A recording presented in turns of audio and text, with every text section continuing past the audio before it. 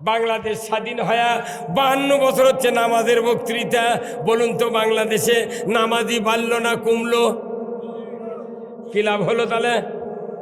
মসজিদ বাড়ল, নামাজি বাড়ল না। আমি আপনাদেরকে বলতে চাই, আইন ছাড়া নামাজ কায়েম হবে না। কে বলেছেন?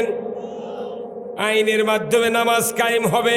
আমার রসুল আজ থেকে 1500 বছর আগে মানুষকে সর্বপ্রথম মদিনায় গিয়ে আল্লাহর রসুল কালিমার দাওয়াত দেন নাই, উনি কোনো রকমের নামাজের দাওয়াত দেন নাই। সর্বপ্রথম উনি যখন মদিনার রাষ্ট্রপতি হলেন, প্রথম একটা আইন বললেন। আইনটা হলো কি? আল্লাহর নবী মদিনায় হিজরত করার পর মদিনাকে ইসলামী রাষ্ট্র ঘোষণা দিলেন। সর্বপ্রথম বক্তব্য দিলেন, আমার মদিনার ভূখণ্ডে ইহুদি থাক, নাসারা থাক, আর আনসার থাক, মুহাজির থাক, যত দরিদ্র লোক ঋণগ্রস্ত আছো, আমি রসুল মদিনার রাষ্ট্রপতি হিসেবে বলছি, তামাম ঋণগুলি আমি রসুল আমার কাঁধে উঠে নিলাম। নবী প্রথম কালেমার দাওয়াত নিয়ে মদিনার দিয়েছে কি? ঋণগ্রস্ত দ্বারা সমস্ত ঋণ আমার কাঁধে উঠায় নিলাম। এই কথা যখন বলছে, তামাম গরিব মানুষ রসুলের পতাকা তলে হাজির হয়েছে। ধরে বল ঠিক কিনা? এর নাম হলো ইসলাম, এর নাম ইসলাম। ঋণ এত বড় মারাত্মক অবস্থা, আল্লাহ নবী দায়িত্ব লেছে। যত মানুষের ঋণ আছিল সব রসুলের কাছে হাজির। সুবহানাল্লাহ। 2 নাম্বার বললেন, আজ থেকে মদিনার বুকে চুরি বন্ধের জন্য আমার আল্লাহ আমাকে জানিয়ে দিলেন, ওয়াসারিকু ওয়াসারিকাতু ফাক্তাউ আইদিয়াহুমা। চোর আর চুন্নি যদি ধরা পড়ে, 5টা গ্যারান্টির পর খাদ্য, বস্ত্র, চিকিৎসা, শিক্ষা, বাসস্থান, 5টা গ্যারান্টির পর যদি কোনো মানুষ, মহিলা হোক আর পুরুষ হোক, নৈতিক চরিত্রের কারণে যদি চুরি করে, আল্লাহর আইনে যদি রাষ্ট্রশক্তি হাতটা কেটে দেয়, আল্লাহর ইজ্জতের কসম, চুরি করা তো দূরের কথা, মানুষের মাল পাহারা দিয়া তারা রাত্রি জাগরণ করবে। জোরে বলুন ঠিক কিনা? আজকে বাংলাদেশে চুরি হয় কি হয় না? এই ভাই কতক্ষণ টাকা? এটা কার আইন? চুরি বন্ধ করতে হবে, এটা কার আইন? তাহলে এই আয়াত দিয়ে খুতবা হচ্ছে, এই আয়াত দিয়ে নামাজ হচ্ছে, এই আয়াত দিয়ে তারাবি হচ্ছে, এই আয়াত দিয়ে হাফেজ হচ্ছে, অথচ চুরি বন্ধ হচ্ছে না। কথা বললেন না গা? আচ্ছা, মসজিদে জুতো যখন ঢুকান না আপনারা, দেখবেন ইনকে করে জুতো খুলে নিয়েছে, হাতত জুতো, পায়ের জুতো হাতত নেছে, নেওয়ার পর একটা মানুষ যখন মসজিদে ঢুকিচ্ছে, তখন জুতো আগে যায় তোমার। কত না হাত তো থাকা লাগবে এইভাবে, কিন্তু হাত দিয়ে দেখুন যে একটা লোক বললাম, ভাই যে আপনি হাত এইভাবে রাখেন না কেন? বলছে এইভাবে রাখলে জুতার ময়লা কাপড় ধরবে। ওর কাপড় জুতার ময়লা ভরে নষ্ট হবি, অথচ কাপড়ের দাম বেশি না আল্লাহর ঘরের দাম বেশি? হ্যাঁ, এই পরশুদিন আমি মাহফিলত যাচ্ছি, হচ্ছে আপনাকে এই চক দাঁতে আনা, এটি চক না, চক দাঁতে আছেন নওগাঁ সদরের ভেতরে, পাহাড়পুরের মাথার চকা দিতে। আমি মাগরিবের নামাজ পড়ছি শান্তারের বাইপাতের মাথার মসজিদে। নামাজ পড়ে দেখি একজন লোক করছে, ভাই কো কো? আমি বল কি আছে? বলছে, ভাই নতুন জুতো কাল কিনেছি, নামাজ পড়ে থুচি নাই।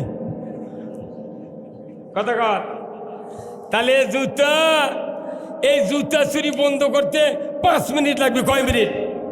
সে আয়াত কোরআনে আছে না নাই? যে এই আয়াত যদি চুরি বন্ধের জন্য আল্লাহ কাছে হাত কাটে দাও, 5টা গ্যারান্টির পর একটা চোরের হাত ঢাকা বাইতুল মুকাররমের উত্তর গেটে যদি কেটে দিয়া ডিশেল লাইনে দেখানো হতো, বিটিভি, এনটিভি, এসএটিভি, 21, 24, 71, 74, 75 চ্যানেলে চুরি তো দূরের কথা, চোরের মরা বাপও চুরি করবে না। অথচ মুসলমানের দেশের দাবিদার চুরি দিদারছে হচ্ছে দিদারছে। তাহলে আমরা এলে বক্তৃতা করে কি লাভ? এই আমার দেশে চুরি হয়, জানা হয়, এগুলোর মধ্যে বক্তৃতাও হয়। আপনার এদিক জমি আছে, ভাই জমি নাই, ধান লাগান না, ধান লাগানোর পর কি ঘাস হয়? ঘাস মারা ওষুধ দেন না এখন? কেউ যদি ঘাস মারার ওষুধ রিপিট, সেফটি কিংবা বিনাশ না হয় সুপারহিট সুপার পাওয়ার দিলেন না, তাহলে তো জমি ঘাস হবে। আর ওই ঘাসের মধ্যে 15 দিন পর পর যদি 10 কেজি করে ইউরিয়া নিয়ে যা, ওই জমিতে আপনি এইভাবে ছুটে দিয়ে আসেন, তাহলে 3 মাস পর কাটপের দা ধান পাবেন না ঘাস পাবেন? হ্যাঁ, আমাকে বাংলাদেশের এগুলো ওয়াজ হলো কি ঘাসের মধ্যে সার দেওয়া।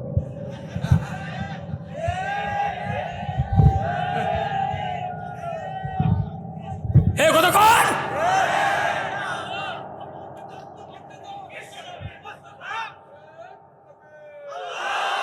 এটা ঘাসের মধ্যে ইউরিয়া দেওয়া।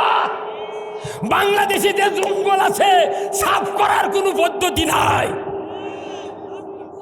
আমরা এসে বক্তারা এসে ইউরিয়া দিয়ে দিচ্ছি ঘাসের মধ্যে, তবলিগরা এসে ঘাসের মধ্যে গায়ের মধ্যে ইউরিয়া দিয়ে দিচ্ছি।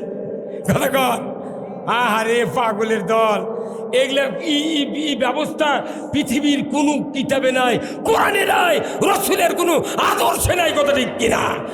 আগে মুসলমানকে মানুষকে শান্তি দিতে হবে চুরি বন্ধের মাধ্যমে, যাকাত কায়েমের মাধ্যমে, নামাজ কায়েমের মাধ্যমে, জানা বন্ধের মাধ্যমে। আজকে সমাজে জানা হয় না কি? জানা হচ্ছে। আমার আল্লাহ বলছেন পুরুষের কোমর মহিলার সিনেবন্ত মাটির ভেতর গাড়ে দিয়া আতলা পিকেট দিয়ে যদি ওর হাড্ডি গুটি আল্লাহর আইনে মিশিয়ে দেওয়া হতো, ডিসেল লাইনে দেখানো হতো, বুড়া বুড়ি সরাসরি জীবনে মিস কল দিতাম না। আর এই যে টাচ মোবাইল নামে 6 লাখ, এই যে শীত আসতেছে, বাপে এখন মনে করতেছে আমার বাপ বেটা ঘুম পাড়িচ্ছে। ঘুম লয়, সারা রাত ল্যাপের মধ্যে বালচের সাথে মোবাইল খাড়া করে তুই ওই খালি লেগিচ্ছে কিটি কিটি কিটি কিটি। কান এখন কথা কলে বাপ মাও শুনবার পাবি, আর কথা কওয়া লাগে না। ওটি লেখে লেখে ওর প্রেমিকের কাছে এক ঠেলা মারলো, ওর ঘরের দরজা দেওয়া, জানলা দেওয়া, বাড়ির গেট দেওয়া, কুমিন্দে গেল। হ্যাঁ কথা কর। ওই ছাত্রা বাজারের ওটি দেয়, ওই প্রেমিকের কাছে যখন ক্রিং করে বাজে উঠলো, উই তখন দেখে যে না আমার জান মেসেজ পাঠাছে। উই আবার পরে ওটি লেখে আবার এই মুখে এক ঠেলা মারছে, ওর জানলা দরজা ভাঙ্গিয়ে দি পার হয়েছে। কথা ঠিক কিনা? এখন আমি বললাম তুমি জান লেখো কে? তখন ওই মিয়া বলতেছে হুজুর জানোয়ার করতে বহু টাইম লাগে, সেই জন্য জান করছি। এখনকার মহিলারা, শিক্ষিত মহিলারা স্বামীর নাম লিখেছে মোবাইলত JUNE জান। কথা কর। হ্যাঁ মুসলমান, জানার উপদ্রবে তামাম বাংলাদেশ ভারী হয়ে গেছে। একবারে চোখের জানা, আঙ্গুলের জানা। ওই টাচ মোবাইল খুললি বর্নোগ্রাফি দেখতে দেখতে আল্লাহর কি ইজ্জতের কথা কসম, বাংলাদেশের যুবকের ঘুম আর নাই। এই কথা কর। আর বেশি নয়, 20 বছর যদি এই টাচ মোবাইল বাংলাদেশে থাকে, প্রত্যেকটা যুবক মানসিক ব্যাধি হয়ে যাবে। কোথায় মুসলমান? আপনি মনে করছেন আপনার বেটা ঘুমায়, ওই ঘুমায় না, ওই বর্নোগ্রাফি দেখে। ও আমার বাবারা, ও আমার ভাইজানেরা, নিজের সন্তানগুলিকে যদি ইমানদার বানাতে না পারেন, আপনি পিতা হিসেবে ব্যর্থ পিতা ধরে বলতে কিনা? ব্যর্থ পিতা। আসুন না, আমার আল্লাহ কোরআনে বলছেন ওয়াকাদা রাব্বুকা আল্লাহ তা'বুদু ইল্লা ইয়াহু ওয়া বিল ওয়ালিদাইনি ইহসানা। আমার আল্লাহ বলেছেন ও পৃথিবীর যুবকেরা, সন্তানেরা, ও পৃথিবীর কন্যারা, তোমরা আমি আল্লাহ আমার ইবাদতের পর তোমরা পিতামাতার খেদমত করো। যখন আল্লাহু আকবার। মাদ্রাসায় পড়েছে, হাফেজ হয়েছে, আলিম হয়েছে, এমন কোন সন্তান পিতামাতার সাথে ততখানি বেয়াদবি করে না যতখানি বেয়াদবি ইসলাম বোঝে না তারা করে। জোরে বলুন ঠিক কিনা? তাহলে একটা নেক সন্তান তৈরি করবেন না, কে কে হাত তোলেন? নেক সন্তান তৈরি করবেন না, হাত তোলেন কে কে? আছে? সবাই করবেন। তাহলে নেক্সট সন্তানের তৈরি করার ফর্মুলা মাদ্রাসা, ধরে বল ঠিক কিনা? এখন মাদ্রাসাত কেন আপনি সন্তান দিবেন, কেন হাফেজ বানাবেন, কেন মাদ্রাসাত আপনি ভালো সন্তান তৈরি করবেন না? এর জন্য আমি আপনাদেরকে অবশ্যই এমন মেসেজ দেব, আল্লাহর ইজ্জতের কসম, এই মেসেজ যদি আপনি জীবনে সেট করতে পারেন, আপনি মৃত্যুর সময় ঈমান নিয়ে মরে যাবেন। যদি কন্যা আল্লাহু আকবার। আপনারা কি একটা করে সন্তান এই মাদ্রাসা দিয়েছেন? কার কারা দিয়েছেন? আপনারা একটু হাত তুলে আমাকে দেখান, কার কার বেটা এই মাদ্রাসা পড়ে? 1 2 এ নামান কে, আপনি নামান কে? 1 2 3 4 5 6 7 8 9 10। আর একক ব্যক্তি হলেন জনাবে মুহাম্মদ রাসূলুল্লাহ। নবী হিসেবে তার উপর কোরআন নাযিল হয়েছে, কিন্তু পুরা মানব জাতির জন্য এটা একটা পথ নির্দেশিকা, একটা গাইড বুক, একটা সংবিধান, একটা আইনের পুস্তক, একটা মানুষের ব্যক্তি, পরিবার, সমাজ, রাষ্ট্র, অফিস, আদালত, কোর্ট কাছারি, অর্থনীতি, সমাজনীতি, রাজনীতি, জীবনের সকল ক্ষেত্রে কোরআন যারা অনুসরণ করবে তারাই হলো আল্লাহর বান্দা। ধরে বল ঠিক কিনা? তারা আল্লাহর বান্দা। আমরা আল্লাহর বান্দা হিসেবে সবচেয়ে বড় ভুল করতেছি একটা, সেটা কি? এই কোরআনের প্রথম আয়াত কি বলেন তো? প্রথম আয়াত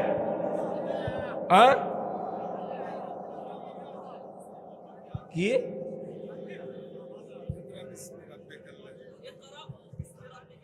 হ্যাঁ হ্যাঁ, এই যে কসে, এই কোরআনের 1 নম্বর আয়াত যারা নাযিল করেছেন তার 1 নম্বর আয়াত হলো ইকরা বিসমি রব্বিকাল্লাযী খলাক।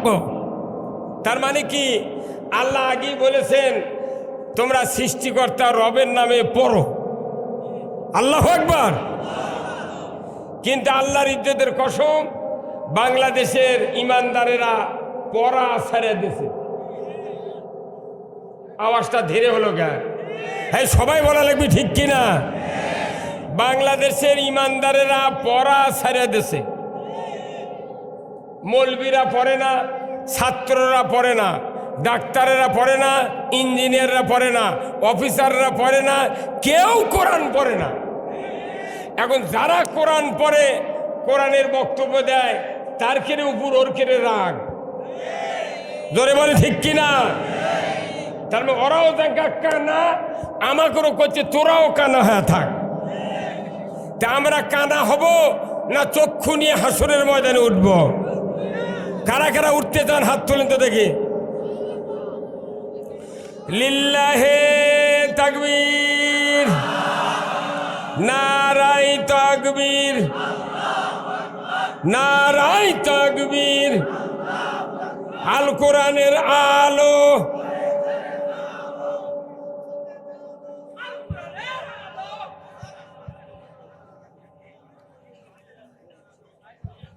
কিয়ামত পর্যন্ত যদি ঘরত ডালেন কোরআন, পৃথিবীর 1 ইঞ্চি মাটির সুদ হারাম হবে না।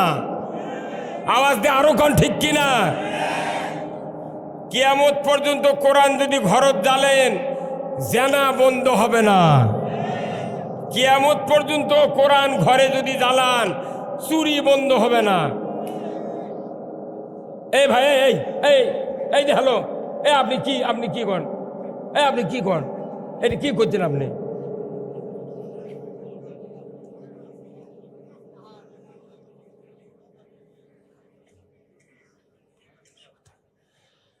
কোরআন এমন জায়গায় আল্লাহ রাখার কথা বলেছেন, সেই জায়গাত কোরআন না থাকলে, কোটি কোটি কপি ঘরে ঘরে থাকলে পৃথিবীর জমিনে শান্তি হবে না।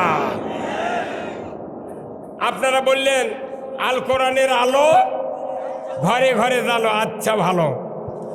বাংলাদেশের সবচেয়ে বড় মাদ্রাসা হল হাটহাজারী। হাটহাজারী চট্টগ্রাম কওমি মাদ্রাসা, বিশাল মাদ্রাসা। তো ওই মাদ্রাসার কমপক্ষে ৭২,০০০ কপি কোরআন আছে। কথা কন নাকি আপনারা? কি ঠিক কিনা? ৭২,০০০ কপি কোরআন আছে। ঢাকা লালবাগ কওমি মাদ্রাসা কমপক্ষে 35,000 কপি কোরআন আছে। বগুড়া জামিল মাদ্রাসার কমপক্ষে 22,000 কপি কোরআন আছে। এত ছাত্র। বাংলাদেশের 90,000 মাদ্রাসা আছে, কওমিয়া, আলিয়া, হাফিজিয়া, ফুরকানিয়া, নুরানিয়া, মহিলা, এই 6 বিভাগে 90,000 মাদ্রাসা। প্রত্যেক মাদ্রাসাত কোরআন আছে, আছে না নাই? তাও কি 2-1টা? শত শত কপি। বাংলাদেশে 5 লক্ষের মতো মসজিদ আছে। বয়তুল মোকাররম থেকে শুরু করে আপনাকে ঈশ্বর লক্ষ্মীপুরের মসজিদ পর্যন্ত। একটা নতুন যে মসজিদ, তা তো 10 কপি কোরআন আছে। আর বড় বড় মসজিদে 100 কপি পর্যন্ত, 50 কপি দেখেন উয়ে খায়া খালি লেখা আছে, জেলেট নেই। কতক্ষণ? বাংলাদেশে 20,000 পীর আছে। পীর 20,000 পীরের কাছে 20,000 কোরআন শরীফ আছে। 20,000 পীরের 3 কোটি জাকের আছে। এদের বাড়িতে কোরআন আছে, আছে না নাই? 1 কোটি 4 লাখ হলো তবলিগের লোক, এদের বাড়িতেও কোরআন আছে। এক একটা গ্রামে 100 করে যদি বাড়ি হয়, এই বসেন না, বসেন আপনি, বসেন, কোন ছবি তোলেন, বসেন, বসেন আপনি। আরে বসেন আপনি, কি করা লাগবে? আপনি ওদের তোলাতে আমরা কথা শুনেন। আপনি না, ওটা তুলতে দেব না, আমার কথা আপনার ফরজ শোনা। মান না, এটা একটা ভেতাল বাজায়, আমার কথা বলতেই দেয় না।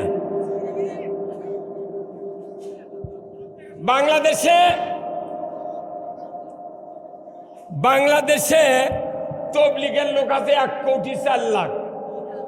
প্রত্যেক তবলিগের লোকের বাড়িতে কোরআন আছে। আর একটা গ্রামে যদি 100 বাড়ি থাকে, এক বাড়ির যদি 4 বেটা থাকে, 4 বেটার বইয়ের কাছে 4টে কোরআন শরীফ। কি কথা ঠিক কিনা? ওর মায়ের কাছে একটা, কয়টা হলো? তাহলে এক বাড়ি যদি 5টা হয়, তাহলে 100 বাড়ির 500টা, তাহলে 68,000 গ্রামত কতটা কোরআন শরীফ? কতক্ষণ? তাহলে কোটি কোটি কোরআন। আল্লাহর ঘর মসজিদে আছে, মানুষের ঘর আছে কোরআন, মাদ্রাসার ঘর আছে কোরআন, বাড়িতে আছে কোরআন, সব জায়গাত কোরআন। কিন্তু এত কোরআন দিয়া বাংলাদেশে কি চুরি বন্ধ হচ্ছে? এই কতক্ষণ নাকি আপনারা চুরি বন্ধ হচ্ছে? স্বাধীন হয়ে 52 বছর হচ্ছে, মসজিদের চুরি বন্ধ হয়নি। আপনার মাথার টুপিতে কতদিন চুরি হবি, এই চিন্তা ধরে গেছে আমার। এই কোরআন ঘরে থাকার জন্য আসে নাই। এই কোরআন পৃথিবীতে নাজিল হয়েছে সর্বোচ্চ জায়গায়, যে জায়গার নাম হলো জাবালে নূর, গাড়ি হীরা, মাটির থেকে 2,500 ফিট উঁচু। জোরে কোন ঠিক কিনা? এই কোরআন নাজিল হয়েছে উঁচু জায়গার। এই কোরআন নাজিল হয়েছে 2,500 ফিট উঁচুতে, গাড়ি হীরায়। সেই কোরআন আপনি একতলা ঘর, নিচতলার ছতে কোরআন, জীবনে শান্তি হবে না। আপনাকে এটি ভাই বিল্ডিং আছে, বিল্ডিং 3-4 তলা বিল্ডিং নাই। আচ্ছা মনে করেন 10 তলা বিল্ডিং, 10 তলা বিল্ডিংয়ের পানি সাপ্লাইয়ের জন্যে পানির ট্যাঙ্কি কি নিচতলার থয় না ওই শিলাকোটার উপরে থয়? শিলাকোটার উপরে। শিলাকোটার উপরে ট্যাঙ্কি সেট করে, সাবমার্সিবলের থেকে পাইপ দিয়ে এক পাইপে ট্যাঙ্কির পানি ওঠে, আর এক পাইপ দিয়ে নিচে নামে। আপনি যদি নিচতলার টয়লেটে বসে ট্যাপ ঢিল দেন, আপনার বদনা পানি দিয়ে ভরতে বাধ্য। এই আপনি হাত ইঙ্গা করলেন কেন? নিচতলার ওই ট্যাঙ্কির থেকে পানি আসতে বাধ্য। কিন্তু আপনি যদি মনে করেন আহা এই 2টা পাইপের কি দরকার, এক পাইপ দিয়ে উঠবি আর এক পাইপ দিয়ে নামবি, অতএব ট্যাঙ্কি আমি নিচতলার থব, আর সাবমার্সিতে পানি তুলে খালি ওটি ঢালবো। আর 10 তলার যা পায়খানাত বসে ট্যাপ ছাড়ে দিয়ে পানি খরচ করব। কিয়ামত পর্যন্ত ওটি বসে থাকলে 1 ফুট পানি পাবেন না। হ্যাঁ কতক্ষণ? আপনার বেকারে লুঙ্গি দিয়ে মুছে বাড়ার লাগবে, কথা ঠিক কিনা? তাহলে পানি যদি নিচতলার থাকে উপরতলায় পাওয়া যাবে? উপরতলায় যদি পানি থাকে যে কোনো জায়গায় পানি যেতে বাধ্য। এই কোরআন হলো মানুষের চলার পথের সবচেয়ে বড় সংবিধান, সবচেয়ে বড় গাইড বুক। এটা code of life. Islam is the complete code of life.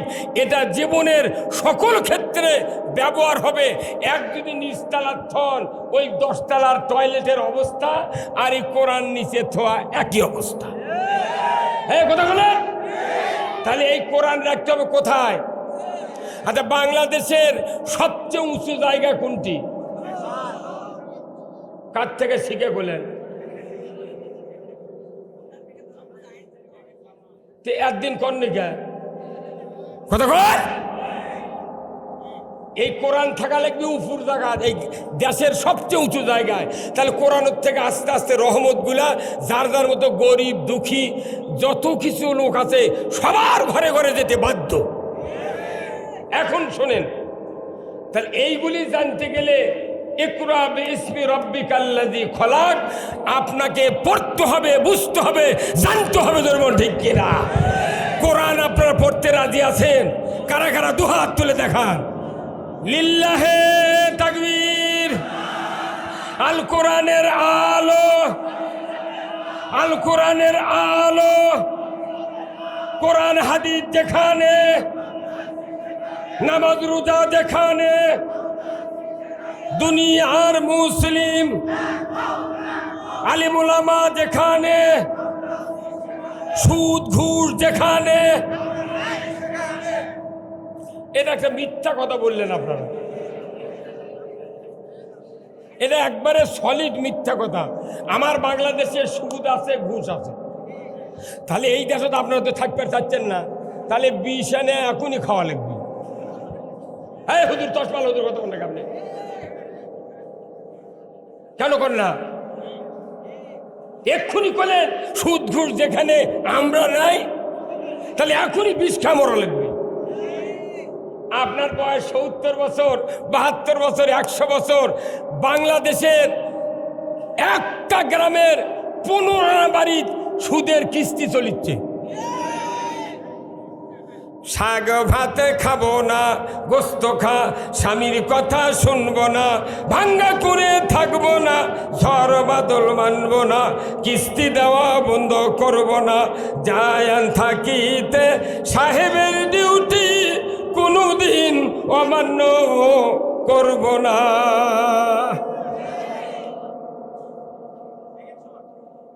কথা ঠিক কিনা? তাহলে আপনি হয়তো হুজুর এনা সোয়াবের টবের কথা না কয়া আপনি কোন সুদের পাশে লাগলেন, কারণ প্রশ্ন থাকতে পারে কি? কথা ঠিক কিনা? আচ্ছা, কোন তো অজু করে যদি কেউ 22 সারে অজু থাকে, কথা কন। এই হুজুর আপনি কথা বলেন না গা। অজু করে যদি কেউ 22 সারে অজু থাকবে? থাকবে না।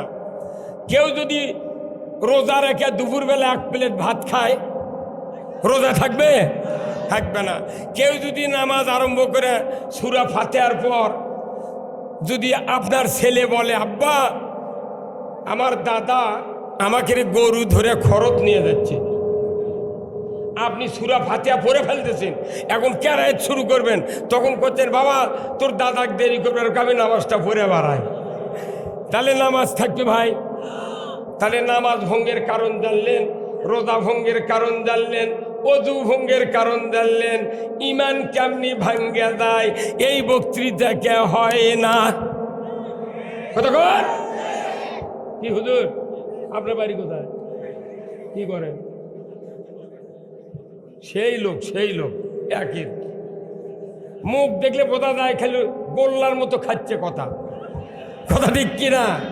তাহলে মনে করেন রোজা ভঙ্গের কারণ জানলেন, নামাজ ভঙ্গের কারণ জানলেন, আপনি অজু ভঙ্গের কারণ জানলেন, ইমান ভঙ্গের কারণ কেন জানলেন না? কেন হুজুররা বলল না? এর জন্য কিয়ামতের দিন অবশ্যই জবাব দিতে হবে। আগে ইমান ঠিক করা লাগবে, তারপরে নামাজ কালাম হজ জাকাত করেন করেন, না করেন না করেন। আগে এক নম্বরে কি? তাহলে সুদের টাকা বাংলাদেশে এনজিও দিয়ে চললো, ব্যাংকিং চললো, তারপরে আপনার ব্যক্তিগতভাবে সুদ চললো। তাহলে মনে করছেন সুদও দিব সুদও খাবো। তাহলে গরিব মানুষ, এখন ধনী মানুষ যারা আছেন তারা বলতেছেন আমরা তো সুদ দিই না, কিস্তির টাকাও নিই না, আমরা তো সেই মরদ। কতক্ষণ? তাহলে গরিব মানুষ লিখছে ওরা মরুক, আচ্ছা ওরা মরুক। কিন্তু আপনি কত যারা হজ করছে বক্তৃতা আমি করছি, আমিও সুদ দিচ্ছি, কোনোদিন কি পল্লী বিদ্যুতের বিল বাকি পড়েনি ভাই কারু? কোন হাজি সাহেবের বাকি পড়েনি, আমারও বাকি পড়ছে। তাহলে পল্লী বিদ্যুতের যখন মোট বিল লেগেছে ৩,১১৯ টাকা, তারই পরে বলতেছে বিলম্ব মাসুল সহ কি ক্যাপাসিটি করেছে, ওটি বিলম্ব মাসুল লেগেছে। সুদ লেগলে কেউ কারেন্ট নেবে না। হ্যাঁ কতক্ষণ? এই বিলম্ব মাসুল মানে সুদের টাকা ধরব, ঠিক কিনা? তাহলে আমি বক্তা, আমি হাজি মাসলাম না। আবার যারা বলতেছে আমরা বড় বড় ব্যবসা করি, আমরা তো পল্লী বিদ্যুতের বিল কোনোদিন বাকি থইনি, তখন তাদেরকে বোঝান লাগবে আপনি না 50 কোটি টাকা সিসি লোন করছেন, আপনি না 20 লাখ টাকার সিসি লোন করে হার্ডওয়ার্সের দোকান করছেন। কতক্ষণ? তাহলে এই যে বড় বড় পার্টি দ্বারা এরাও তো সুদ ভিত্তিক লেনদেন করলো, কথা ঠিক কিনা? তাহলে তারাও সুদের থেকে বাঁচলো না। এরপরে আসি, হয়তো বলবেন যে আমরা সিসি লোনও নিইনি, বিদ্যুতের বিলও বাকি নাই, কিস্তিও নিইনি, ব্যাংকের থেকে কোনো লোনও নিইনি, আমরা হাব্বা দুব্বা গাছ দিয়ে হুজুর মানুষ আছি, আমাকে কে ধরে? কিন্তু এই যে জুব্বা গাছ দিয়ে আমি বসে আছি, ভাই বসে আছে পাঞ্জাবি, এই কাপড়ের ফ্যাক্টরির মালিক 500 কোটি টাকা সিসি লোন করছে। আমার জুব্বা পায়জামার ভাগে পড়ছে 12 আনা, এনার পায়জামার 6 আনা, যার পাঞ্জাবি যার শার্ট তার 3 আনা, যার গিঞ্জি তার 1.5 আনা, যার খালি গাও তার সুদ নেই। কতক্ষণ? তাহলে সুদের সাথে আমি এত লাগলাম কেন? আমার রাসূল বলছেন কোরআনের আয়াত দিয়া, যে কোরআন এখানে মুখস্থ করার কারণে পাগড়ি প্রদান করা হলো, যে সুদ হারামের আয়াত দিয়া তারাবি পড়া হয়, যে সুদ হারামের আয়াত দিয়া নামাজ পড়া হয়, ওই আয়াতের কার্যকারী ক্ষমতা আমাদের সমাজে নাই। আবার ভাইরা, আল্লাহ রাব্বুল আলামিন প্রথমে বললেন আহাল্লাল বাইয়া হারামার রিবা, ব্যবসা হালাল সুদ হারাম। আল্লাহ বললেন ব্যবসা হালাল সুদ হারাম, কিন্তু মানুষ তো ব্যবসা করবে সুদি করে কারবারে, মানুষ কখনই সুদ বাদ দিতে পারবে না। হারাম বলার পরেও মানুষ সুদের সাথে চলবে। অতএব আল্লাহ তাআলা 144 ধারা জারি করে দিলেন। কারা কারা সুদ খেলে কত বড় ক্ষতি হবে আমার আল্লাহ কোরআনুল কারিমে বললেন, ইয়া আইয়ুহাল্লাযীনা আমানু লা তাকুলুর রিবা, ইয়া আইয়ুহাল্লাযীনা আমানু লা তাকুলুর রিবা, ঈমানদাররা সুদ খায় না। আল্লাহ এ কথা বলেন নাই ইয়া আইয়ুহান নাস লা তাকুলুর রিবা, এটা কি বলেছেন? এটা বলেননি। বলছেন ঈমান যারা এনেছো খবরদার তোমরা সুদ খায় না। বলুন ঠিক কিনা? তাহলে ঈমানদার যদি সুদ খায়, আল্লাহ বুঝাতে যাচ্ছেন ঈমান আনার পর যদি কেউ সুদ খায় এর ঈমান থাকে না। কতক্ষণ? এই দেশত লক্ষ লক্ষ মুফতি, লক্ষ লক্ষ মুলবি, হাজার হাজার বক্তা, তরিকার লোক লাখ লাখ, তে সুদ চলে গা, আসল কামটাই নাই। তা আবার সুদের কিস্তি নিচ্ছে, আপনার আমার স্ত্রী পাঠিয়ে দিচ্ছে গ্রুপের বৈঠক। এই এনজিওরা একটা পুরুষ হোক সুদের কিস্তির টাকা দেয় না, কয় তোর বোক দিয়ে পাঠা। কতক্ষণ আজকে এই কথা মহিলারা শুনতেছে, যে মানুষ কিস্তির জন্য স্ত্রী বৈঠকত পাঠিয়ে দিচ্ছেন, কাল থেকে ওই স্ত্রী বলবি হুজুর কলো কি তুমি পারো, তুমি তার টাকা লো, আমি নিতে পারবো না। কতক্ষণ হমিয়া পৃথিবীতে যখন সুদের প্রভাব বেশি হবে তখন মানুষের ঈমান থাকবে না। এরই সাথে কিয়ামতের সম্পর্ক, এই সুদের সাথে কিয়ামতের সম্পর্ক আমি প্রমাণ করে দিচ্ছি কিভাবে। আল্লাহর নবী বলেছেন কিয়ামত হবে এমন সময়, যে সময় একজন মানুষও আল্লাহকে ডাকার মতো থাকবে না। কিন্তু রাসূল বলেছেন কিয়ামত হবে ওই সময় যখন 10ই মুহররম শুক্রবার সিংহায় ফুৎকার দেওয়া হবে। ওই সময় প্রত্যেক মসজিদে ফজরের নামাজের সময় মুসল্লি ভরে যাবে। কাবা শরীফে মুসল্লি থাকবে, মদিনা শরীফে মুসল্লি থাকবে, তামাম পৃথিবীর মসজিদগুলিতে মুসল্লি ভর্তি থাকবে। কিন্তু কিয়ামত হবে। আর রাসূল বললেন একজন মানুষ আল্লাহকে যদি ডাকার থাকে তবুও কিয়ামত হবে না। তাহলে মসজিদে তারা গেল, তারা কি ঈমানদার নয়? তার মানে কি উনি যাচ্ছে খালি মিশে। কতক্ষণ উনি সুদ বাদ দেয়নি, চুরি বন্ধ হয়নি, জানা বন্ধ হয়নি, মসজিদ ভর্তি হচ্ছে। আল্লাহ জানেন ভালো করে যে কেউ যদি সুদের লেনদেন অর্থনীতি থেকে পরিত্যাগ করতে না পারে, সমাজে ইমানদারের সংখ্যা কমতে কমতে 0 পজিশনে এসে যাবে। ধরে বলতে কিনা? এখন এই সুদের কথা বললে সমাজের সব মানুষ তো বেজার হয়, কত সুদের কথা বলো, টাকাই দেবো। আচ্ছা আমি টাকা আগে না ইমান আগে? হুজুর কি তাহলে এখন এই সুদ উৎখাত করতে গেলে 5 মিনিট দরকার। কয় মিনিট? 5 মিনিট। আমার আল্লাহ বলেছেন আকিমুস সালাত ওয়া আতুজ যাকাত ওয়ারকাউ মা'র রাকিন। সূরা বাকারায় আল্লাহ বলছেন তোমরা নামাজ কায়েম করো, যাকাত আদায় করো, আর রুকুকারীদের সাথে রুকু করো। যেখানে রুকুকারী সেখানে যাও। আজকে বলুন তো বাংলাদেশে নামাজি বেশি না বেনামাজি বেশি?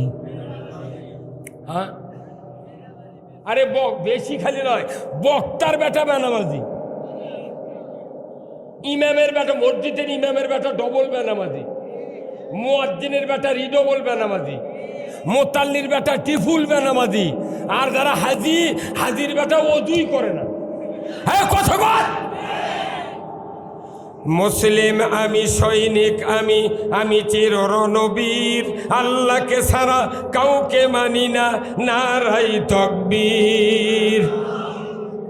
মুসলিম আমি, সৈনিক আমি চির রণবীর, আল্লাহকে ছাড়া কাউকে মানি না, নারাই তাকবীর।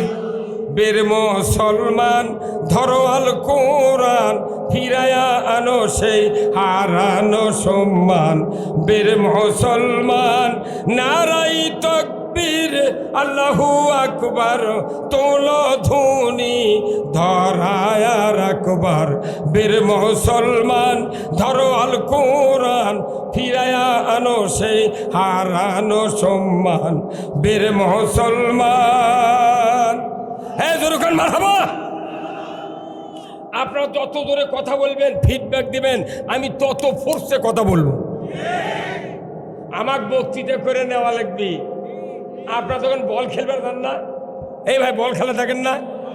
যখন বল খেলা দেখেন, এখানে 2 পক্ষ খেলা হচ্ছে, ডানের পক্ষের প্লেয়ার যদি বল নিয়ে বামের গোলের দিকে দৌড় মারে, ওই পক্ষের লোক যারা চতুর্দিক থেকে গোলে গোলে কি বলে না, গোলে গোলে বলে। যদি 50 ডিগ্রি শক্তি নিয়ে বল ধরে, পুরা দর্শক যখন বলে গোলে গোলে, তখন ওর শক্তি আরো বেড়ে যায়। আর আমার দেশে বক্তৃতা করে করে হাফসা দা যদি কয় সুবহানাল্লাহ কোন, তখন বক্তারই কয়া লাগে জোরে কোন সুবহানাল্লাহ। কি কথা ঠিক কিনা? এই ভাই কথা কর না গা। তাহলে আপনি কি খবর যাচ্ছেন? আর সন্ধ্যার থেকে 11টা পর্যন্ত বক্তব্য শুনলেন, আমিও শুনলাম, কিন্তু এখনো জোরে কথা হচ্ছে না। তার মানে কি, ব্যাটারির কভার আছে, প্লেট আছে, কিন্তু অ্যাসিড খারাপ। কতক্ষণ? তাহলে আমি বুঝবো আপনাকে চার্জ এখনো হয় নাই। এই জন্য যত জোরে আল্লাহর কথার সমর্থন দেবেন, তত তাড়াতাড়ি আপনার জীবনের গুণ আল্লাহ মাফ করে দেবে। আল্লাহকে সর্বপ্রথম কি দিয়ে খুশি করা লাগে কোন তো? জবান দিয়ে। আগে বলা লাগে আল্লাহু আকবার, আগে মুখ দিয়ে বলা লাগে আল্লাহু আকবার, তারপরে বদনি ইবাদত। তা আপনি লোক করে চুপ করে বসে থাকবেন আর বক্তা বকে মরে দেবে, এই ধরনের কথা কোথাও লেখা নাই। কোরআন শোনার পর যদি মানুষের ঈমান না বাড়ে, বোঝা যাবে এখানে কোরআন দিয়া কোনো উপকার হচ্ছে না। এই কোরআন এমন একটা কিতাব, এই কোরআন শুনলে অ্যাকশান হওয়া লাগবে, কিন্তু বাংলাদেশে কোরআন শুনলে রিয়াকশান হয়। কথা ঠিক কিনা? এই কথা শুনলে কিছু লোক কোন উঠে দেবি, পাঞ্জাবি লম্বা আলা রুমাল আলা লোক কোন উঠে দেবে, ওই করছে হুজুরিগুলো কয় করে আমাকে খালি সোয়াব দিবি, গাড়ি গাড়ি মর্ম জান্নাত যাবো। তোর বাপও জান্নাত যেতে পারবে না।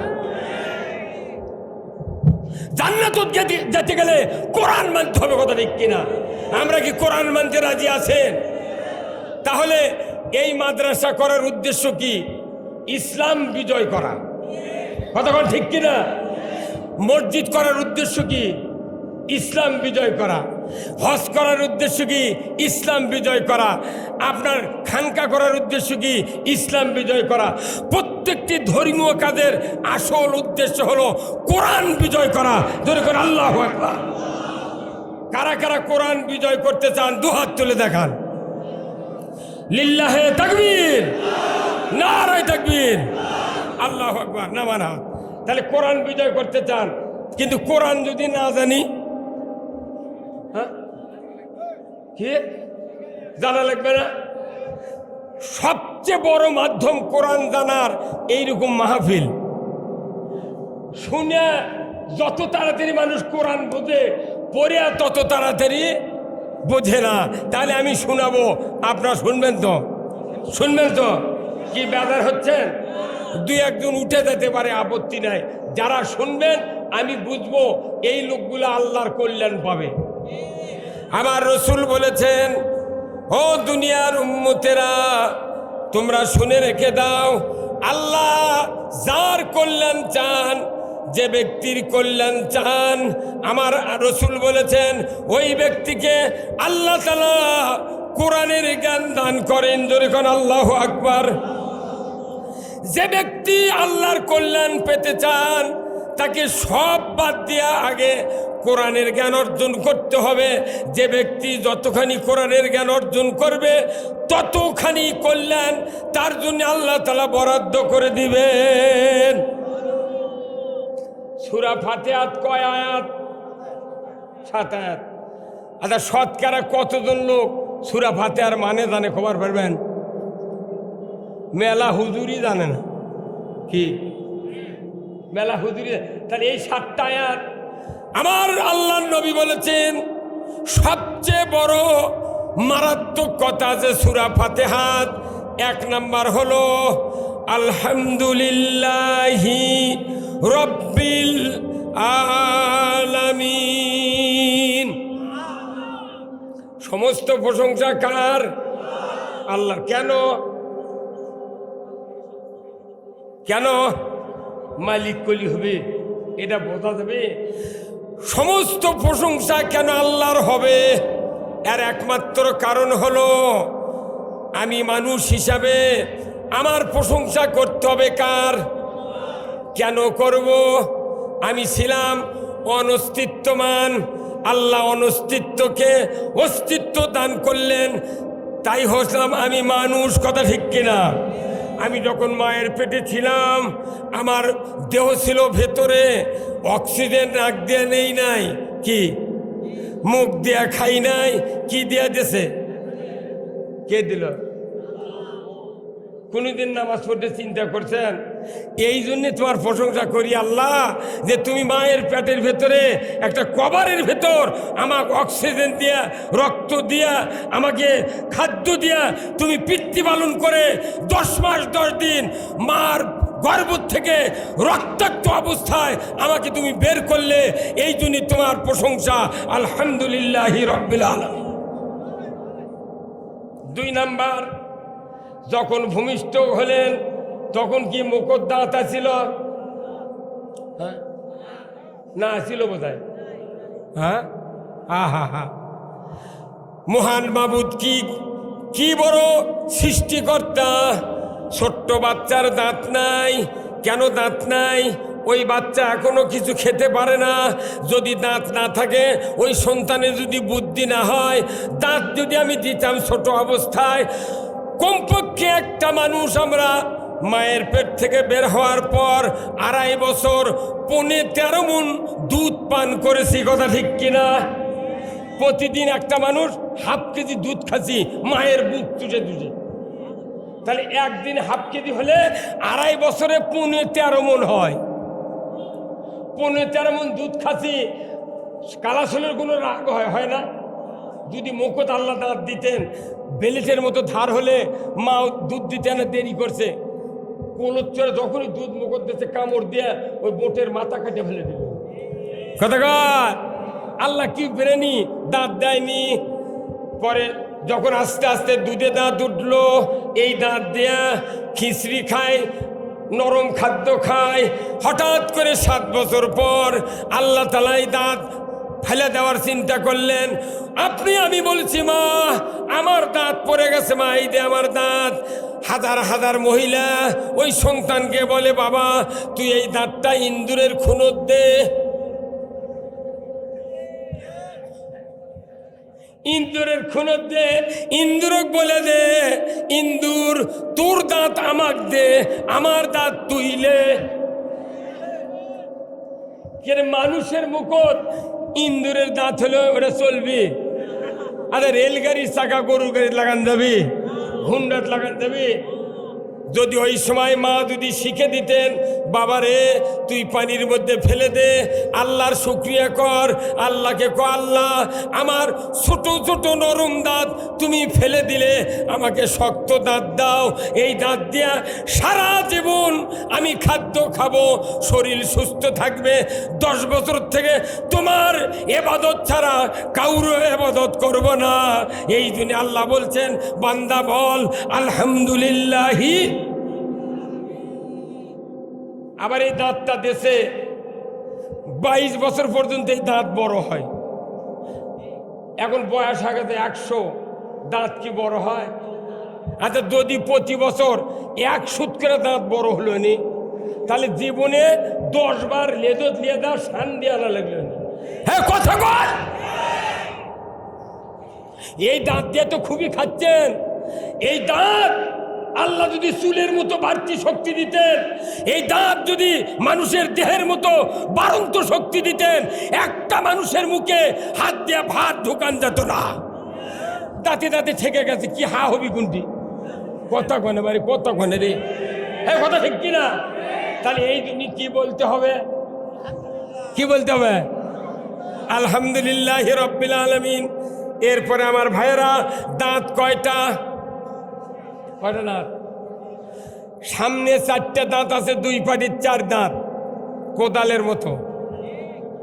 এই 4 দাঁত দেখালি পিঁপা কাটে, কলা কাটে আর নারকেল কাটে, তাছাড়া কিছু কাটে না। এই 4 দাঁতের পর 4টে দাঁত আছে নিচে উপরে, স্ক্রু ড্রাইভার স্টার মারতুলের মতো। চোখা দাঁত দেওয়ার কারণ কি? আল্লাহ জানে আমার বান্দারা গরুর গোস্ত কামড় দিবে, হাত দিয়ে টানে ছিঁড়ে খাবে। যদি চোখা দাঁত না দিই, গোস্ত ফসকে আসে, ঝোল দিয়া চোখ কানা হবি। হ্যাঁ কথা বল। কেন বলবেন না আলহামদুলিল্লাহি রাব্বিল আলামিন? আছে কি কেউ এই দাঁত দিবে? তারপরে দেখবেন 4 পাটির দাঁত, আপনার মারির দাঁত, টিবল বসানের সেন্টুন আছে দেখেছেন? টেবলের পাইপের সাথে পেঁয়াজ ইনকা করলে আটে যায়। ওই সাইডের দাঁত আছে, এই দাঁত দিয়ে খালি মুরগির রান কাটে, খালি ঢুকা দেয়, আস্তে করে লেদের মতো চাপ দেয়, মেসাকার, কোনো ফসকা দেয় না। এই দাঁত দিল কে? এত বড় দাঁত পর পর যে বান্দা নামাজ আদায় করলো না, আল্লাহর শুকরিয়া আদায় করলো না, আমার আল্লাহ বলেছেন লাইন শাকারতুম লাযিদান্নাকুম ওয়ালা ইন কাফারতুম ইন্না আযাবি লাশাদীদ। এই দাঁতগুলা 32টা দাঁত কি যারকে দাঁত পরে যায় বান্ধে লেয় না ভাই, বান্ধে লেয় না। দেখবেন ইন্দে গুণ থাকা যায়, যখন কথা কবার লাগে ইঙ্গে গেল লড়ে। আর আল্লাহ কিভাবে দাঁত ছেট করেছে, কি কথারই সিনেট কামড় দেখালি বেচা খায়, কিছু হচ্ছে না দাঁত। অথচ এই দাঁত সারা জীবন পরিষ্কার করে না, মেসাক করে না, 6 মাস পর পর মেসাক করে, আর রোজার মধ্যে খালি ডাল দিয়ে ঘষে। এর মধ্যে ওর মুখের গন্ধে বউ বিস্তার থাকে না। হ্যাঁ কথা বল, এই দাঁত দিয়েছেন কে? দাঁত আগে আলো না আপনার? দাঁত আগে যাচ্ছে না আপনি আগে যাচ্ছেন? আমি আগে যাচ্ছি, দাঁত আসছে পরে। সেই দাঁত 24 বছরের দাঁত পরে হোকা খাকো বুড়ো হতে চল দেবে, দাঁত মাঝে না। এই দাঁত পরিষ্কার রাখলে আল্লাহর ইজ্জতের কসম আপনার শরীরের ক্ষতি হবে না। এই দাঁত দিয়ে যখন খাদ্য খায় পাচক রস বাড়ায়, মাড়ির ভিতরে ছিদ্র আছে, এই পাচক রস এমনভাবে বের হয় খাদ্য যত চাবাবেন ততই মজা লাগে। দূরে বলুন ঠিক কিনা? এই জন্য বলতে হবে আলহামদুলিল্লাহ। এরপরে আসেন, দাঁতের ভেতরে একটা পার্স আছে এত বড় লম্বা, খালি কথা কয়, নাম কি? হ্যাঁ, জিহ্বা। তাম শরীরে 270 কোটি টাকার পার্স আছে, তারই একটা পার্স হলো জিহ্বা। জিহ্বা যদি না থাকতো কেউ জবানে কথা বলতে পারতাম না। আমার আল্লাহ বলেছেন এই জিহ্বার এত দাম। পৃথিবীতে যত বৈজ্ঞানিক মেশিন আছে, প্যাথোলজির মেশিনে যদি আমি রক্ত পরীক্ষা করি, প্রস্রাব পরীক্ষা করি, পায়খানা পরীক্ষা করি, ওই ডায়াগনস্টিক সেন্টারে কমপক্ষে 10,000 টাকা লাগবে। একদিন পর রিপোর্ট পাবে। কিন্তু এমন একটা প্যাথোলজি মেশিন আল্লাহ তাআলা মুখের ভিতরে দিয়েছেন, লেবু দিলে সেকেন্ডের ভিতরে জিহ্বা বলে দেয় লেবু, কমলা দিলে কমলা, তিতুল দিলে তিতুল, লালি গুড় দিলে লালি, কুষার দিলে কুষার, ঢিমা দিলে ঢিমা, লবণ দিলে লবণ। কথা কন, এই মিশিং পায়া খালি মিশা কথা, গোয়েন্দারি আর জুয়াচুরি কাম। কথা ঠিক কিনা? এই জিহ্বার দাম হলো 10 কোটি টাকা। আমি পিজি হাসপাতালে ডাক্তারকে বলছিলাম জিহ্বার দাম কত, কোথায় 10 কোটি টাকা। সেই জিহ্বা নিয়ে আপনি ওই জিহ্বার মধ্যে বিড়ি ঢুকে দিয়েছেন। কি কথা রে? একটা হুজুর যদি বিড়ি খায় মসজিদে ঢুকে, ও পিটাই মেরে ফেলে দিব কতক্ষণ। আর যে মসজিদের ইমামতি করে তারই আগদা মুক্তাদি বিড়ি খায়া ধোয়া ইমামের দিকে ছাড়ে না। তাহলে ইমামের জন্য খাওয়া হারাম, তোর জন্য হালাল কোথায় আছে দেখা দেখা। আমরা ইমামতি দ্বারা করি, যদি মসজিদের মধ্যে এক প্যাক টপ 10 সিগারেট, একটা গ্যাস লাইট আর একটা সাইফালানের বাটল নিয়ে দেয়, যদি মসজিদের ওই মিম্বারের উপর থুয়া খুতবা পড়ার আগ দেয়া গ্যাস দেয়া ধরে একটা টান দিয়ে আপনারা রাখবেন, আমার কোন ইমামক রাখবেন? তাহলে আপনার জন্য হালাল, আমার জন্য হারাম কেন? রসুল বলেছেন যে ব্যক্তি ধূমপায়ী হবে এই ব্যক্তি কবরের ভেতরে আমি রসুল আমাকে চিনতে পারবে না। কিয়ামতের ময়দানে 70 গজ দূরে আমার রসুলের থেকে আমরা থাকবো যারা ধূমপায়ী। ধরে বল ঠিক কিনা? তাহলে কে কে বিড়ি খাবেন হাত তোলেন তো, কে কে বিড়ি খাবেন হাত তোলেন। একজনও নাই, কিন্তু হাজার হাজার বিড়ি সিগারেটের পেক শেষ। এই কথাকে অত সহজ নয়। এই বডি, বিড়ি খাকা বডি সুদ থাকা বডি, জেনা করা বডি, চুরি করা বডি, অন্যায় করা বডি আল্লাহর ইজ্জতের কসম জান্নাতে যাবে না। যদি বল ঠিক কিনা? তাহলে জান্নাতে যেতে গেলে এইগুলি পরিত্যাগ করার দরকার আছে না নাই? এইভাবে ভাই আমি আপনাদেরকে আলহামদুলিল্লাহ রব্বিল আলামিন কেন শুকরিয়া করব? যদি সারা জীবন বলতে থাকি উত্তর সব মিলে যাবে, কিন্তু আমি আপনাদেরকে এত বিস্তারিত বলবো না। আমি আপনাদেরকে কোরআনের মাদ্রাসায় কিছু কথা বলবো। এই কথাগুলি কি আপনারা শুনতে রাজি আছেন?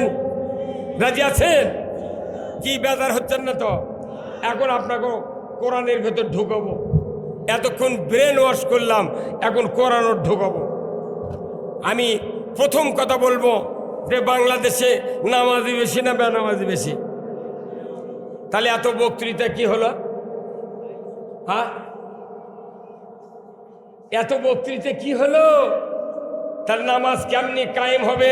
কোরআনকে বলতে হবে, কথা ঠিক কিনা?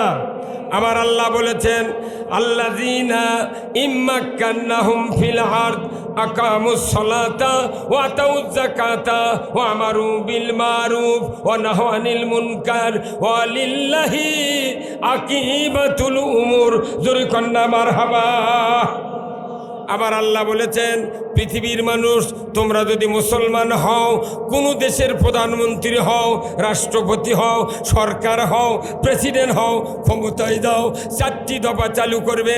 1 নম্বর নামাজের আইন, 2 নম্বর জাকাতের আইন, 3 নম্বর ন্যায়ের আদেশ, 4th নম্বর অন্যায়ের নিষেধ। যদি কোনো সরকার পৃথিবীর জমিনে এই 4টি দফা চালু করে, আমার আল্লাহর নবী বলেছেন জমিনটা হবে জান্নাতের জমিন। আল্লাহু আকবার। রসুল বলেছেন ও দুনিয়ার উম্মতেরা, তোমাদের মৃত্যুর পর সমস্ত আমল বন্ধ হয়ে যাবে, মাত্র 3টা আমল জারি থাকবে। ধরে কোন কয়টা? 3টা আমল জারি থাকবে। 1 নম্বর হলো সদকায়ে জারিয়া, মাদ্রাসা, মসজিদ, পুকুর, পুষ্কুনি, রাস্তাঘাট, বৃক্ষরোপণ, কালভার্ট, ব্রিজ, এইগুলোর সদকায়ে জারিয়ার কাজ। 2 নম্বর হলো ইলম। আপনি যতগুলি কোরআনের কথা, হাদিসের কথা জানেন, এই কথাগুলি মানুষের কাছে পৌঁছাতে হবে। 3 নম্বর হলো আওয়ালাদুন সলিয়াদুলাহু, নেক সন্তান যদি তৈরি করতে পারেন, কিয়ামত পর্যন্ত কবরে বসে বসে আপনার সওয়াব লেখা হবে। জোরে কন্না মারহাবা। তাহলে বলুন তো, আমরা যারা গরিব মানুষ, আমরা কি নিজেরা টাকা দেয়া মসজিদ করতে পারবো? একা পারবো? আমরা কি মাদ্রাসা একা করতে পারবো? পারবো না। তাহলে এই মাদ্রাসার ব্যাপারে যা কিছু অর্থ দিলেন আলহামদুলিল্লাহ, কিন্তু সবাই তো কোরআনের কথা, রসুলের কথা জানেন, কিন্তু কেন বলেন না? শুধু বক্তারা, ওই তাবলিগের লোক, ওই কওমি মাদ্রাসার লোক, আলেম ওলামা, মসজিদের ইমাম, মুয়াজ্জিন, কি এই কয়জনের টাকা ভালো ভালো কথা বলা? ও ভাইরা, যে এলেম জানেন না কেন, সেটা যদি আল্লাহর পক্ষে, কোরআনের পক্ষে হয়, আপনাকে অবশ্যই ডেলিভারি দিতে হবে মানুষের কাছে কিয়ামত পর্যন্ত। এই ডেলিভারি দেওয়ার কারণে যত মানুষ নামাজ আদায় করবে, ভালো কাজ করবে, কবরে শুয়ে আপনার আমলনামায় লেখা হবে। জোরে কন্না মারহাবা। 3 নম্বর হলো আওয়ালাদুন সলিয়াদালাহু, নেক সন্তান যদি আপনি বানাতে পারেন, এই মাদ্রাসায় দেয়া হাফেজ বানাবেন। কেন বানাবেন? রসুল বলেছেন একজন কোরআনের হাফেজ হালালকে হালাল জানে, হারামকে হারাম জানে, সারা জীবন যদি ইবাদত করে মারা যায়, কিয়ামতের ময়দানে তার বংশের 8 জন, আর মাদ্রাসার হুজুর, আর হলো জাগিরদার, এই 8-10 জন মানুষকে সুপারিশ করে আল্লাহর জান্নাতে দিয়ে দেবে। জোরে কন্না মারহাবা। যে ব্যক্তি একটা বেটাকে হাফেজ বানাবেন, কিয়ামতের দিন আল্লাহ তাআলা ফেরেশতা দিয়া ওই বাবার মাথায় নূরের তাজ পরিয়ে দিলেন। জোরে কন্না আল্লাহু আকবার। এই যে আপনাদের সামনে একটা হাফেজের বাপের মাথা আমি নিজে টুপি মাথায় পরায় দিলাম। আল্লাহ রাসূল বলেছেন কিয়ামতের ময়দানে একজন হাফেজের বাবার মাথায় নূরের তাজ পরিয়ে দিবেন। জোরে কন্না আল্লাহু আকবার। তাহলে এই হাফিজের মাথা, বাবার মাথায় নূরের তাজ পরানো হবে, তাহলে এটা কি আপনার ইচ্ছা হয় না? দরকার হয় কি হয় না? তাহলে আসুন আমি আপনাদেরকে অনুরোধ করব, নিজের একটা করে সন্তান এই মাদ্রাসায় দিবেন, আর যদি সন্তান না থাকে অর্থ দিবেন।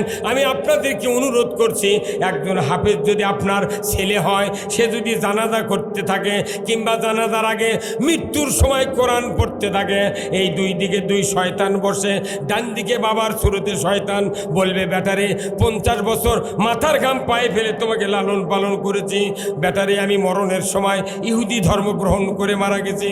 মায়ের সুরতে শয়তান বলবে, ব্যাটারে 10 মাস 10 দিন উদরে ধারণ করেছিলাম, রক্তাক্ত অবস্থায় ভূমিষ্ঠ করেছি, 2.5 বছরে 13.5 মণ দুধ দিয়েছি তোমাকে মাথরের কাজ করেছি 5টি বছর, তোমাকে কলিজার পরে করে শীতের ঠান্ডা থেকে আমি বাঁচিয়েছিলাম রে বেটা, আমি মরণের সময় নাসারা ধর্ম গ্রহণ করে মারা গেছি, তুমি নাসারা হইয়া মরো।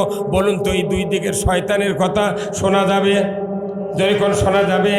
আমার রসুল বলেছেন, ওই সময় যদি একটা সন্তান কোরআনের হাফেজ হয়, আলিম হয়, মুত্তাকি হয়, কোরআন পড়নেওয়ালা হয়, রসুল বলেছেন ওই সন্তান যখন সূরা ইয়াসিন তেলাওয়াত করতে থাকবে, আমার রসুল বলেছেন ওই শয়তান যখন ওয়াসওয়াসা দিতে যাবে, অথচ আপনি যখন সন্তানের কোরআন তেলাওয়াত শুনবেন, আল্লাহ মুখের জবান যদি বন্ধও করে দেয়, কানের শ্রবণ শক্তি কমে না, দিলের অনুধাবন শক্তি কমে না, আপনি তখন মনে মনে বলবেন, এই তো আমার সেই সন্তান, যে সন্তান ঈশ্বর লক্ষ্মীপুর হাফিজা মাদ্রাসায় মাথায় করে টোপলা নিয়ে, কাঁধে করে বস্তা নিয়ে পৌঁছায় দিয়ে এসেছিলাম, এই তো আমার সেই সন্তান।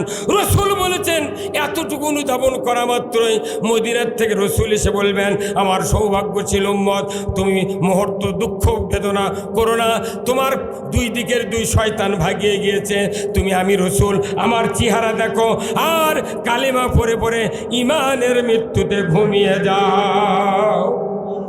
কোরআন শেখো শিখাও ছেলে মেয়েকে, ওহে মুসলমান, কোরআন শেখো শিখাও ছেলে মেয়েকে, ওহে মুসলমান, জান কবজের কালে তোমার হইবে আসান, জান কবজের কালে তোমার হইবে আসান। কোরআন শিখাতে হবে, কোরআন শিখাতে হবে। এই কোরআন শিখানোর সন্তান আপনার জানাজা করবে, খাটনিতেই আপনার জীবনের গুণে আল্লাহ মাফ করে দেবে। যেরকম আল্লাহু আকবার। এত বড় একটা সুন্দর মাদ্রাসা, যেখানে 450 ছাত্র আছে, হয়তো এই এলাকার অনেক লোকের ছাত্র ছেলেকে এখনো দেন নাই। এই মাদ্রাসা কিয়ামত পর্যন্ত চলুক। কারা কারা চান দুহাত তুলে একটু দেখান, কারা কারা চান? মারহাবা, আল্লাহ কবুল করুক। আপনাদের ভাই ভেতরে কি ব্যাগ ট্যাগ দিছিলেন? ভাই ভেতরে রুমাল যাবে, যার যা পকেটে একটু দিয়ে দেবেন। আমি আপনাদের জন্য দোয়া করব, আল্লাহ তাআলা যেন আমাদের সকলকে একটা করে সন্তানের খরচ যেন এখানে দেওয়ার সুযোগ করে দেন। যেরকম আল্লাহুম্মা আমিন। খুব তাড়াতাড়ি ভাই কর্তৃপক্ষ সবাই আপনারা পকেটে হাত দিবেন, আমি আপনাদের জন্য দোয়া করব, আল্লাহ তাআলা যেন জানমালে বরকত দিয়ে দেয়। যেরকম আমিন। মোহাম্মদ দুলাল ভাই, ভোলা বাজার, আল্লাহ 100 টাকা নগদ, আল্লাহ দান কবুল করে নেন। আল্লাহ